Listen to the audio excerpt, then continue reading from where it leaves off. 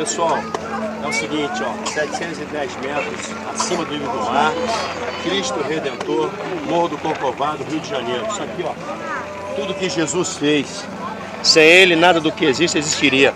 Tem uma palavra em Deuteronômio 32:13 que fala a respeito de Jacó e do povo de Israel, quando Jacó estava numa situação difícil, tinha saído de casa, brigou com o irmão e acabou criando uma situação difícil na família e teve que sair de casa e ir para casa do seu tio Labão e sozinho, com um bastão em Betel, ele botou a cabeça numa pedra e ali ele teve um sonho que viu uma escada que descia do céu e que vinha à terra e depois subia novamente.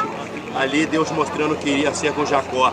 E nessa palavra de Deuteronômio 32:13 diz que Deus colocaria Jacó em lugares altos. E foi isso que Deus fez. Tirou Jacó do nada, tirou Jacó de uma vida destruída, de uma vida solitária, de uma vida miserável e colocou Jacó em lugares altos. Eu me sinto assim, gente, para um homem que tinha perdido a motivação da vida, tinha perdido todo entusiasmo pela vida, está aqui agora, é um milagre de Deus. Eu quero agradecer a Deus, 710 metros de altura, Deus coloca em lugares altos mesmo, né?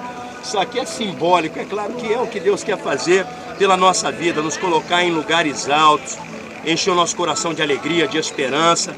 E eu quero dedicar esse momento aqui a todos os meus amigos, ao meu filho que está aqui comigo, a todos que oram pela minha vida. E eu quero agradecer a Jesus por isso, que Deus abençoe. É um dia memorável para todos nós. Valeu, pessoal. Ó.